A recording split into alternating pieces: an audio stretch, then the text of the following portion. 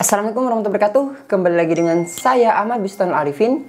Di kesempatan kali ini saya akan mencoba untuk menginformasikan salah satu berita dari jpnn.com yang perlu Bapak Ibu semua ketahui. Di sini ada informasi update terkait dengan pengangkatan P3K di tahun 2024 dari honorer pakai TMT 2018. Maksudnya seperti apa sih? Coba kita lihat dan kita simak informasi ini. Mungkin ini ada kabar baik nih bagi Bapak Ibu semua. Oleh sebab itu jangan di skip videonya. Namun sebelum kita ke informasi, coba absen terlebih dahulu nih dari kabupaten kota mana saja sih Bapak Ibu semua berasal di kolom komentar di bawah ini. Contoh saja, Bondowoso hadir mas, Situbondo hadir mas, Surabaya hadir mas, Bandung hadir mas, Jakarta hadir mas, di kolom komentar di bawah ini. Sebelum kita ke informasi, alangkah baiknya bisa like, comment, share, dan subscribe channel saya. Kemudian Bapak Ibu juga bisa grup Telegram saya di STD Abah Channel. Atau Bapak Ibu juga bisa follow TikTok dan Instagram saya di @abadevin_. Kali ini Abah Channel telah memiliki sebuah website yang Bapak Ibu bisa kunjungi nantinya di www.abahchannel.com. Serta seandainya jika Bapak Ibu berkontribusi pulsa pada Abah Channel ini, Bapak Ibu bisa kirimkan pulsa nomornya berikut di bawah ini. Jika Bapak Ibu berkenan tentunya. Langsung saja kita lihat informasinya berikut ini. Nah, pada kesempatan kali ini saya akan mengajak Bapak Ibu semua nih melihat informasi update dari jpn.com. Perihal di sini adalah pengangkatan P3K 2024 dari honorer pakai TMT 2018. Masalah tuntas. Coba kita lihat Bapak Ibu semua.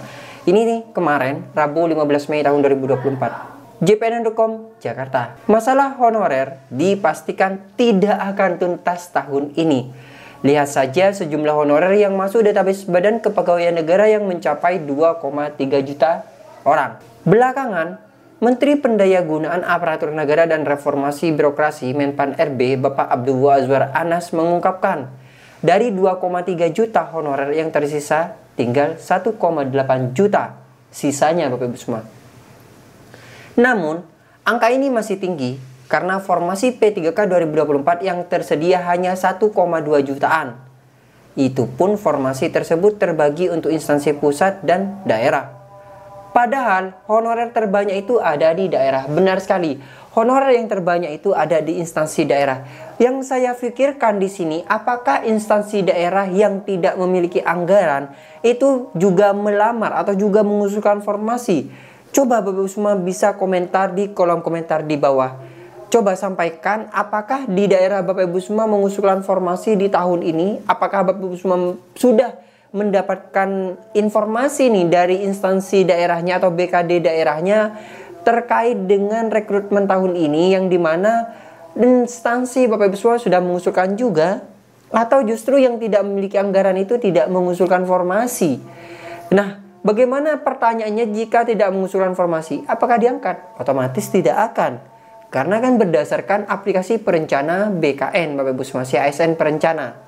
Kita lanjutkan. Dewan Pembina Forum Honorer Non Kategori 2 Indonesia atau FHNK2I, Raden Sutopo Yuwono mengungkapkan pihaknya sudah mengusulkan kepada pemerintah sebelum lahirnya PP nomor 49 tahun 2018 tentang manajemen pegawai pemerintah dengan perjanjian kerja atau P3K agar pemerintah menggunakan TMT terhitung mulai maksimal tahun 2018. Ternyata tahun 2018 yang dimaksud di dalam berita ini yaitu Forum Honorer itu menyampaikan kepada pemerintah pusat untuk di mana mereka yang TMT 2018 ini ke bawah itu sudah bisa diangkat seperti itu. Memang masuk akal Bapak Ibu semua.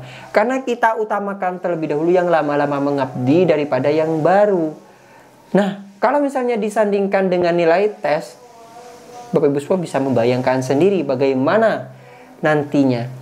Justru guru itu kadang bersaing dengan muridnya yang masih fresh graduate. Nah, coba apakah benar perkataannya saya ini? Cantumkan di kolom komentar di bawah Bapak Ibu semua. Jadi, yang masuk itu honorer K2 dan non K2 dengan TMT 2018. Kenapa 2018? Karena itu lahirnya PP Manajemen P3K. kata Sutopo kepada JPNN Rabu tanggal 15 bulan 5. Jadi maksudnya Bapak Sutopo ini kenapa dipilih tahun 2018? Karena manajemen PP untuk P3K itu lahir di tahun 2018 seperti itu. Sehingga paling tidaklah sebelum tahun 2018 itu diangkat semua. Tidak seperti sekarang ujarnya, pemerintah menggunakan database 2022 sehingga jumlah honorer membeludak. Itu karena yang bekerja 1 bulan saja sudah dikatakan honorer. Tidak juga Bapak Ibu semua. Tergantung daerahnya dalam proses seleksi validasi datanya. Karena kemarin itu validasi datanya itu 1 tahun kayaknya. Jadi pendataannya di tahun 2022, kemudian maksimalnya itu di Desember tahun 2021. Seperti itu pendataannya itu. Para pendataan baru itu, kata Sutopo, usianya rata-rata usianya masih muda. Mereka seharusnya mengikuti seleksi CPNS, bukan P3K yang diperuntukkan bagi honorer. Sebenarnya pemerintah pusat bisa berpatokan seperti kami. Jadi fokusnya ke sisa honorer K2 dan non-K2, pendidikan maupun tenaga kependidikan TMT Desember 2018.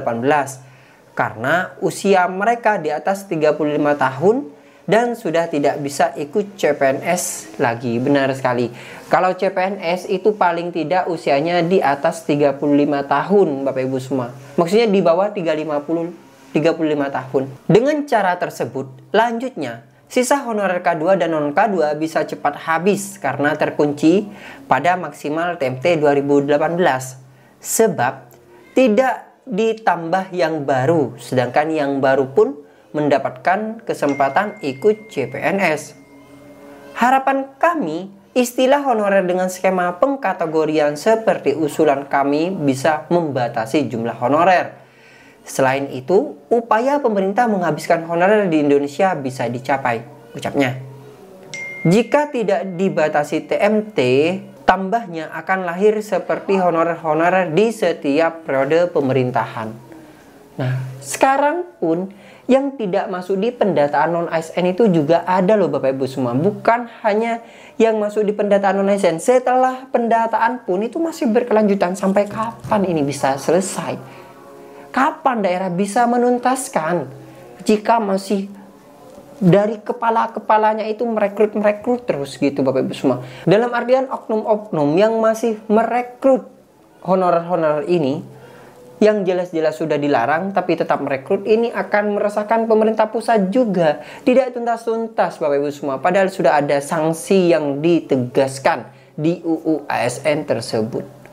Nah, mungkin ini bisa menjadi pedoman bagi Bapak Ibu semua. Atau mungkin bagi yang baru nonton nih, silakan update terus informasi-informasi di Aba Channel ini. Karena setiap hari Aba Channel akan terus mengupdate informasi kepada Bapak Ibu semua.